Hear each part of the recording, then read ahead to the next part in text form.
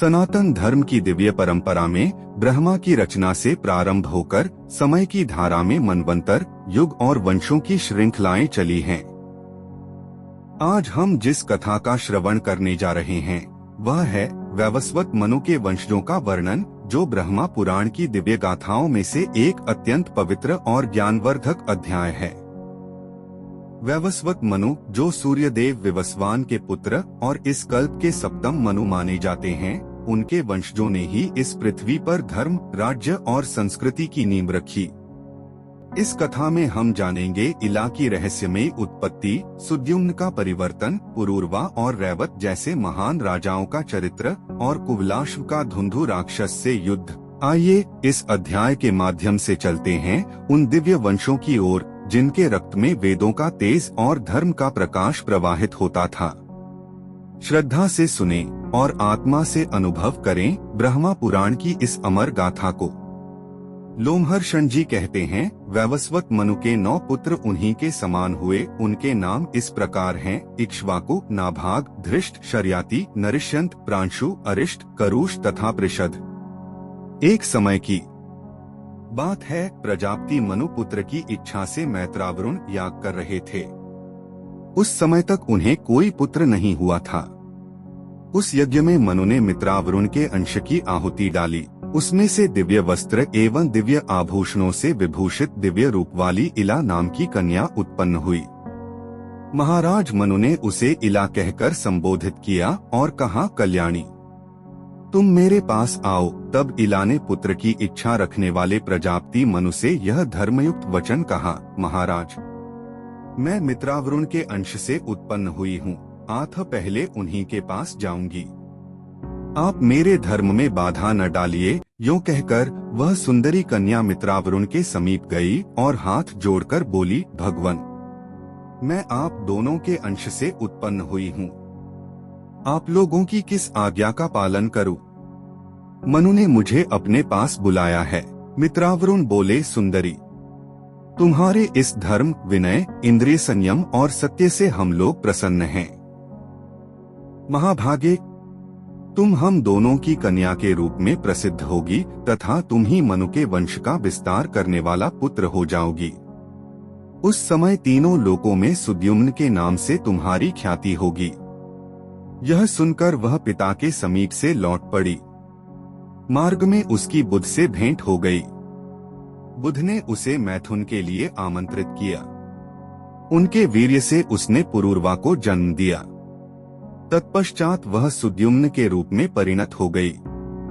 सुद्युम्न के 3 बड़े धर्मात्मा पुत्र हुए, उत्कल, गय और विंताश्व। उत्कल की राजधानी उत्कला, उड़ीसा हुई। विंताश्व को पश्चिम दिशा का राज्य मिला तथा गय पूर्व दिशा के राजा हुए। उनकी राजधानी गया के नाम से प्रसिद्ध हुई। जब मनु भगवान सूर्य के तेज में प्रवेश करने लगे, तब उन्होंने अपने राज्य को 10 भागों में बांट दिया। सुद्युम्न के बाद उनके पुत्रों में इक्ष्वाकु सबसे बड़े थे, इसलिए उन्हें मध्य देश का राज्य मिला। सुद्युम्न कन्या के रूप में उत्पन्न हुए थे, इसलिए उन्हें राज्य का भाग नहीं मिला। फिर वशिष्ठ जी के कहने से प्रतिष्ठानपुर में उनकी स्थिति हुई। प्रतिष्ठानपुर का राज्य पाकर महायशस्वी सुद्युम्न ने उसे पुरूरवा को दे दिया। मनुकुमार सुद्युम्न क्रमशः स्त्री और पुरुष दोनों के लक्षणों से युक्त हुए, इसलिए इला और सुद्युम्न दोनों नामों से उनकी प्रसिद्धि हुई। नरिष्यंत के पुत्र शक हुए। नाभाग के राजा अम्बरीश हुए। धृष्ट से धार्ष्टक नाम वाले क्षत्रियों की उत्पत्ति हुई, जो युद्ध में उन्मत्त होकर लड़ते थे। करुष के पुत्र कारुष नाम से विख्यात हुए। वे भी रणोन्मत्त थे। प्रांशु के एक ही पुत्र थे, जो प्रजापति के नाम से प्रकट हुए। शर्याति के 2 जुड़वी संतानें हुईं। उनमें अनर्क नाम से प्रसिद्ध पुत्र तथा सुकन्या नाम वाली कन्या थी। यही सुकन्या महर्षि च्यवन की पत्नी हुई। अनर्त के पुत्र का नाम रैव था। उन्हें अनर्त देश का राज्य मिला। उनकी राजधानी कुशस्थली, द्वारका हुई। रैव के पुत्र रैवत हुए, जो बड़े धर्मात्मा थे। उनका दूसरा नाम ककुदनी भी था। अपने पिता के ज्येष्ठ पुत्र होने के कारण उन्हें कुशस्थली का राज्य मिला। एक बार वे अपनी कन्या को साथ ले ब्रह्मा जी के पास गए और वहां गंधर्वों के गीत सुनते हुए 2 घड़ी ठहरे रहे। इतने ही समय में मानवलोक में अनेक युग बीत गए। रैवत जब वहां से लौटे तब अपनी राजधानी कुशस्थली में आए, परंतु अब वहां यादवों का अधिकार हो गया था। यदुवंशियों ने उसका नाम बदलकर द्वारवती रख दिया था। उसमें बहुत से द्वार बने थे। वह पुरी बड़ी मनोहर दिखाई देती थी। भोज, वृष्णि और अंधक वंश के वसुदेव आदि यादव उसकी रक्षा करते थे। रैवत ने वहां का सब वृत्तांत ठीक ठीक जानकर अपनी रेवती नाम की कन्या बलदेव जी को ब्याह दी और स्वयं मेरु पर्वत के शिखर पर जाकर वे तपस्या में लग गए। धर्मात्मा बलराम जी रेवती के साथ सुखपूर्वक विहार करने लगे। कृष्ण ने अपने गुरु की गाय का वध किया था, इसलिए वे शाप से शूद्र हो गए। इस प्रकार ये वैवस्वत मनु के 9 पुत्र बताए गए हैं। मनु जब छींक रहे थे उस समय इक्ष्वाकु की उत्पत्ति हुई थी। इक्ष्वाकु के 100 पुत्र हुए। उनमें विकुक्षी सबसे बड़े थे। वे अपने पराक्रम के कारण अयोध्या नाम से प्रसिद्ध हुए। उन्हें अयोध्या का राज्य प्राप्त हुआ। उनके शकुनी आदि 500 पुत्र हुए जो अत्यंत बलवान और उत्तर भारत के रक्षक थे। उनमें से वशाती आदि 58 राजपुत्र दक्षिण दिशा के पालक हुए। विकुक्षी का दूसरा नाम शशाद था। इक्ष्वाकु के मरने पर वे ही राजा हुए। शशाद के पुत्र ककुत्स्थर, ककुत्स्थ के अनेना, अनेना के पृथु, पृथु के विष्टराश्व, विष्टराश्व के आर्द्र, आर्द्र के युवनाश्व और युवनाश्व के पुत्र श्रावस्त हुए। उन्होंने ही श्रावस्तीपुरी बसाई थी। श्रावस्त के पुत्र बृहदश्व और उनके पुत्र कुवलाश्व हुए। ये बड़े धर्मात्मा राजा थे। इन्होंने धुंधु नामक दैत्य का वध करने के कारण धुंधुमार नाम से प्रसिद्धि प्राप्त की।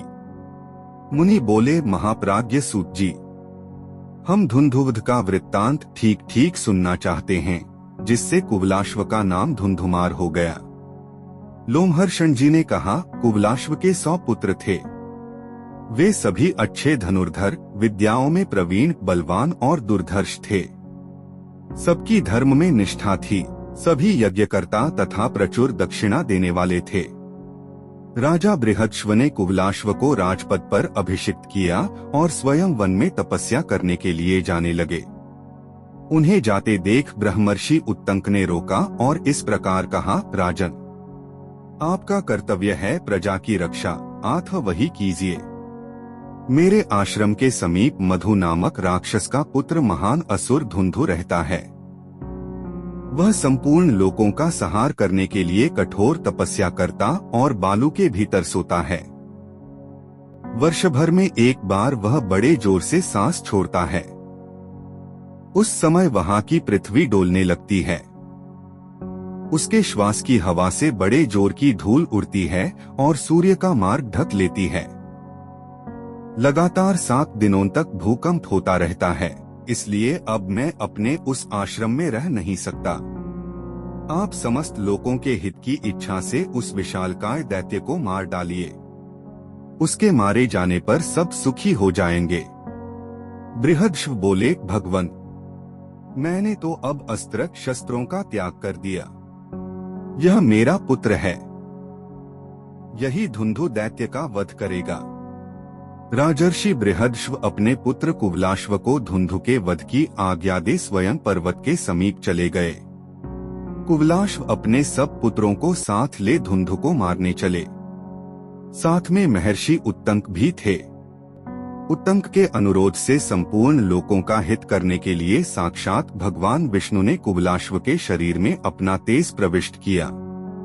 दुर्धर्ष वीर कुवलाश्व जब युद्ध के लिए प्रस्थित हुए तब देवताओं का यह महान शब्द गूंज उठा, ये श्रीमान नरेश अवध्य हैं। इनके हाथ से आज धुंधु अवश्य मारा जाएगा। पुत्रों के साथ वहां जाकर वीरवर कुवलाश्व ने समुद्र को खुदवाया। खोदने वाले राजकुमारों ने बालू के भीतर धुंधु का पता लगा लिया। वह पश्चिम दिशा को घेर कर पड़ा था। वह अपने मुख की आग से संपूर्ण लोकों का संहार सा करता हुआ जल का स्रोत बहाने लगा। जैसे चंद्रमा के उदयकाल में समुद्र में ज्वार आता है, उसकी उत्ताल तरंगे बढ़ने लगती हैं, उसी प्रकार वहां जल का वेग बढ़ने लगा। कुवलाश्व के पुत्रों में से 3 को छोड़कर शेष सभी धुंधु की मुखाग्नि से जलकर भस्म हो गए। तदंतर महातेजस्वी राजा कुवलाश्व ने उस महाबली धुंधु पर आक्रमण किया। वे योगी थे, इसलिए उन्होंने योग शक्ति के द्वारा वेग से प्रवाहित होने वाले जल को पी लिया और आग को भी बुझा दिया। फिर बलपूर्वक उस महाकाय जलचर राक्षस को मारकर महर्षि उत्तंक का दर्शन किया। उत्तंक ने उन महात्मा राजा को वर दिया कि तुम्हारा धन अक्षय होगा और शत्रु तुम्हें पराजित न कर सकेंगे। धर्म में सदा तुम्हारा प्रेम बना रहेगा तथा अंत में तुम्हें स्वर्गलोक का अक्षय निवास प्राप्त होगा। युद्ध में तुम्हारे जो पुत्र राक्षस द्वारा मारे गए हैं, उन्हें भी स्वर्ग में अक्षयलोक प्राप्त होंगे। धुंधुमार के जो 3 पुत्र युद्ध से जीवित बच गए थे, उनमें दृढ़ाश्व सबसे ज्येष्ठ थे और चंद्राश्व तथा कपिलाश्व उनके छोटे भाई थे। दृढ़ाश्व के पुत्र का नाम हर्यश्व था। हर्यश्व का पुत्र निकुंभ हुआ, जो सदा क्षत्रिय धर्म में तत्पर रहता था। निकुंभ का युद्ध विशारद पुत्र संहताश्व था। संहताश्व के 2 पुत्र हुए, अकृशाश्व और कृशाश्व। उसके हेमवती नाम की एक कन्या भी हुई, जो आगे चलकर दृषद्वती के नाम से प्रसिद्ध हुई। उसका पुत्र प्रसेनजित हुआ, जो तीनों लोकों में विख्यात था। प्रसेनजित ने गौरी नाम वाली पतिव्रता स्त्री से ब्याह किया था, जो बाद में पति के शाप से बाहुदा नाम की नदी हो गई। प्रसेनजित के पुत्र राजा युवनाश्व हुए। युवनाश्व के पुत्र मानधाता हुए। वे त्रिभुवन विजयी थे। शशबिंदु की सुशीला कन्या चैत्रर्थी, जिसका दूसरा नाम बिंदुमती भी था, मानधाता की पत्नी हुई। इस भूतल पर उसके समान रूपवती स्त्री दूसरी नहीं थी। बिंदुमती बड़ी पतिव्रता थी। वह 10,000 भाइयों की ज्येष्ठ भगिनी थी। मानधाता ने उसके गर्भ से धर्मज्ञ पुरुकुत्स्थ और राजा मुजुकुंद ये 2 पुत्र उत्पन्न किए। पुरुकुत्स्थ के उनकी स्त्री नर्मदा के गर्भ से राजा त्रसत्स्यु उत्पन्न हुए, उनसे संभूत का जन्म हुआ। संभूत के पुत्र शत्रुघ्न त्रिधनवा हुए। राजा त्रिधनवा से विद्वान त्रयारुण हुए। उनका पुत्र महाबली सत्यव्रत हुआ। उसकी बुद्धि बड़ी खोटी थी। उसने वैवाहिक मंत्रों में विघ्न डालकर दूसरे की पत्नी का अपहरण कर लिया। बाल स्वभाव, कामासक्ति, मोह, साहस और चंचलतावश उसने ऐसा कुकर्म किया था। जिसका अपहरण हुआ था, वह उसके किसी पूर्वासी की ही कन्या थी। इस अधर्म रूपी शंकु कांटे के कारण कुपित होकर त्रयारुण ने अपने उस पुत्र को त्याग दिया। उस समय उसने पूछा, पिताजी, आपके त्याग देने पर मैं कहाँ जाऊं? पिता ने कहा, ओ कुलकलंक, जा चांडालों के साथ रह। मुझे तेरे जैसे पुत्र की आवश्यकता नहीं है। यह सुनकर वह पिता के कथनानुसार नगर से बाहर निकल गया। उस समय महर्षि वशिष्ठ ने उसे मना नहीं किया। वह सत्यव्रत चांडाल के घर के पास रहने लगा। उसके पिता भी वन में चले गए। तदंतर उसी अधर्म के कारण इंद्र ने उस राज्य में वर्षा बंद कर दी। महातपस्वी विश्वामित्र उसी राज्य में अपनी पत्नी को रखकर स्वयं समुद्र के निकट भारी तपस्या कर रहे थे। उनकी पत्नी ने अकालग्रस्त हो अपने मझले औरस पुत्र के गले में रस्सी डाल दी और शेष परिवार के भरण पोषण के लिए 100 गायें लेकर उसे बेच दिया। राजकुमार सत्यव्रत ने देखा कि विक्रय के लिए इसके गले में रस्सी बंधी हुई है। तब उस धर्मात्मा ने दया करके महर्षि विश्वामित्र के उस पुत्र को छुड़ा लिया और स्वयं ही उसका भरण पोषण किया। ऐसा करने में उसका उद्देश्य था महर्षि विश्वामित्र को संतुष्ट करके उनकी कृपा प्राप्त करना। महर्षि का वह पुत्र गले में बंधन पड़ने के कारण महातपस्वी गाल्व के नाम से प्रसिद्ध हुआ।